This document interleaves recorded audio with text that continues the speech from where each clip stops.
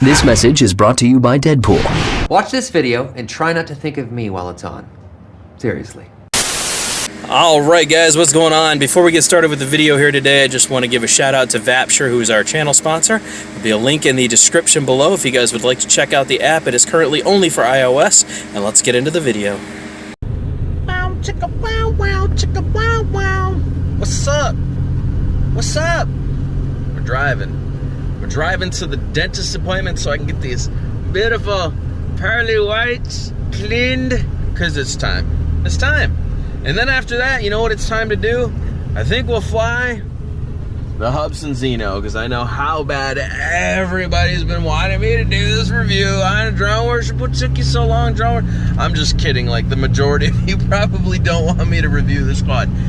People keep asking if I'm back, and I haven't really had an answer. But now, yeah, I'm thinking I'm back.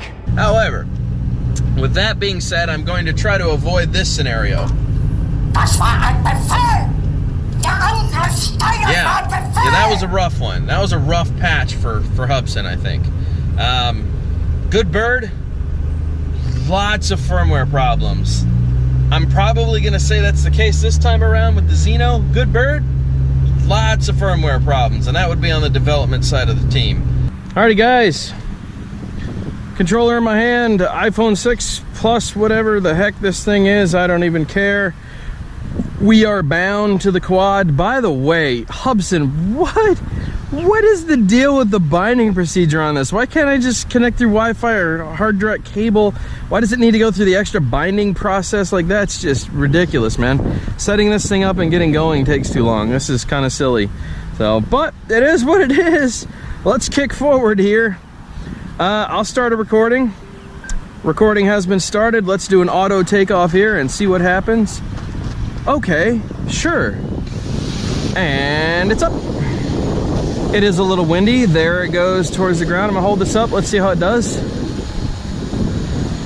Okay, it's drifting a tad. Okay. Okay, there's some wind. It's going up and down, so the barometer is a little confused. However, oh no, wind's getting it again. Oh boy. Okay. Hubsan, optical flow, optical flow. Jeez, oh Pete, how have we not discovered optical flow yet? Boy, the camera looks absolutely garbage here. Let's see if we can adjust this for some kind of settings. Oh, okay. No, can't do it while I'm recording. Well, what's going on there, guys? So unfortunately at this point the GoPro has died on my head. I'm talking to myself and don't even realize it. I'm just going to tell you my experience from here. Was it enjoyable? It had its moments. The camera on the Zino does not really like being pointed at the sun. As you can see, the sensor really darkens everything up going into the sun. It's also an issue that GoPros have, so as you tilt the camera down, obviously it lets more light in, brightening things up. It was a very cloudy day, but I did have the settings set for cloudy and it still just did not do very good. Now, this is the Temple Terrace Plaza right here, guys. What I've decided to do is do the range test. Where I fly over there is actually the Temple Terrace Bridge. So what we're going to do is kind of trace the back road along the playground area. We'll go over the top of the building, we'll trace it down, and then we'll cross over River Hills Drive down there, and we'll take it all the way to the water, which is actually a very good hike, if you were curious. That is a it's about 1,000 meters from where I was at to get to the water. And so the playground is off to the right. We won't actually go over the playground, but it's off to the right. And we'll go ahead and cross. Down there is River Hills Drive, which, as most of you guys know, I actually fly at River Hills Park. So we're just kind of tracing the river down, following it to the actual waterway here. And yeah, so there's the Temple Terrace Bridge. And actually, I show this a lot often in my River Hills Drive footage that I take. It's one of my favorite places to fly. So the camera actually looks really good, but as you can see at the top, it's really whited things out. I'm not a huge fan of the sensor on this thing. I decided to bump it back to 1080 at 60 frames per second in case I wanted to slow anything down, which I feel at this point was kind of unnecessary. So You know, I've already been in the air for a while. I actually cut this footage way down for you guys because there was so much stuff I was explaining at the beginning while it was flying, doing a hover test and the barometer. I will say the barometer is bouncy, man. It jumps all over with a little bit of wind. And I was getting some pretty serious drift factor as well. I'm going to have to tell you guys about that. I decided not to show all that because it would take way too long to explain what was happening again, and you would get bored. So I've decided to fly it all the way to River Hills Park. We're just kind of hovering there for a sec. I'm talking to the camera, and now I'm about to activate return to home.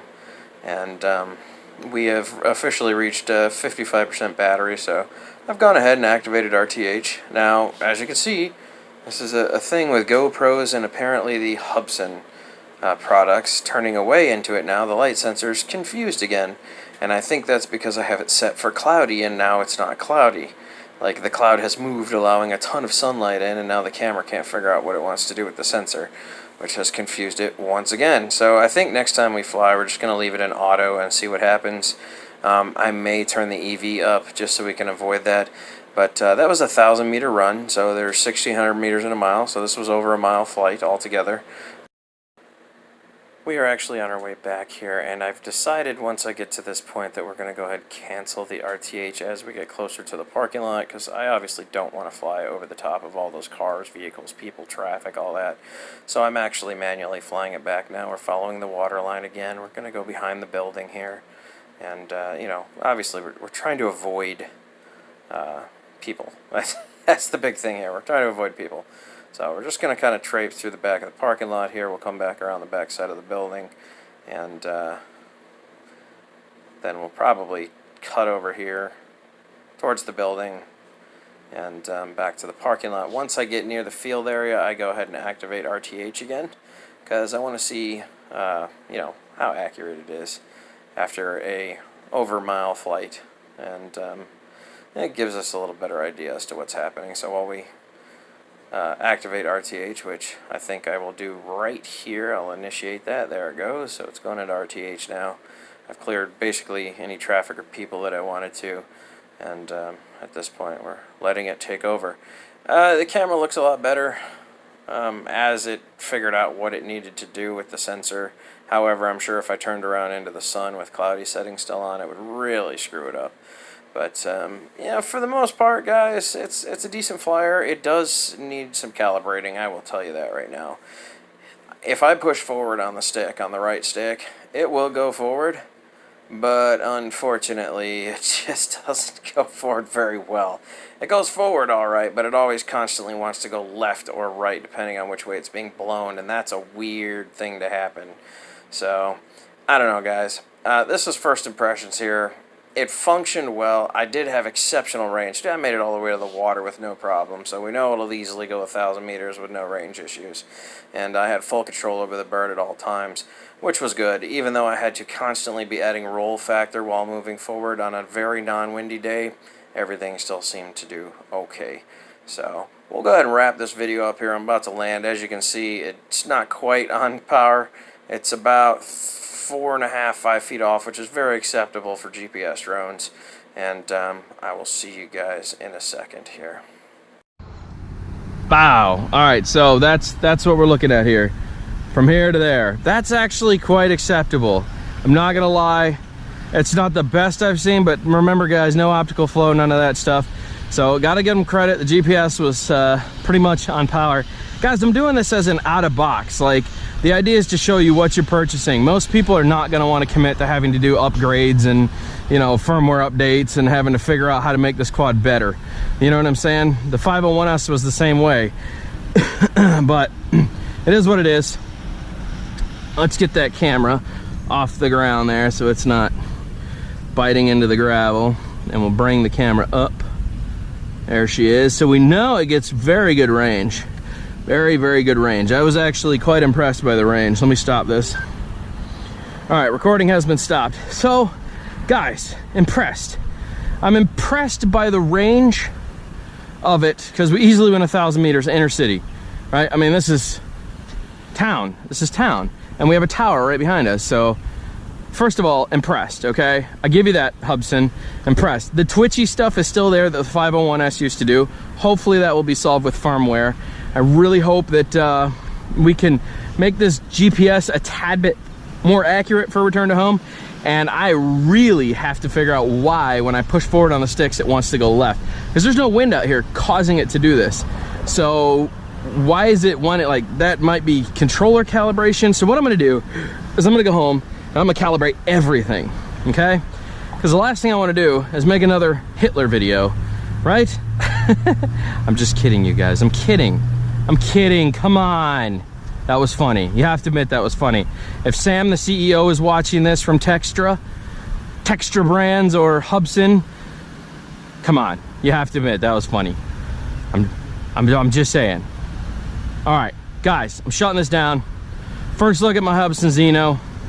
My thoughts are so far, the camera looks fantastic. I need to review the footage to find out what's going on, see if there's any jitters in there. I landed at 44% battery. We went 1,000 meters out, 1,000 back, over a mile trip, easily. And yeah, I'm impressed. So far, I'm impressed for the price. I'm really hoping the firmware solves a lot of this. And I feel bad for the people that had to wait a year that purchased this for the firmware to solve a lot of the problems. Now, I have to go through the read-ups and find out what each firmware does and then select the best firmware for my needs, because I know how Hubsan does things. There are 1,000 different types of firmware for this bird now, and if you install the wrong one, plethora of problems for you from that point on. So, knowing the history of Hubsan and how they do things, I'm gonna have to research this pretty closely and find out what's gonna be the best match for me, and then I'll go ahead and tell you. I may even mismatch some firmware if possible, like I used to do with the 501S, and maybe, just maybe, I'll build another Super Flyer package. Who knows? The possibilities are freaking endless. Drone worship from somewhere in beautiful Tampa, Florida. I'm out of here, man. A toodaloo. Don't forget, guys, we are a channel about breast cancer awareness, so don't forget to save those tatas.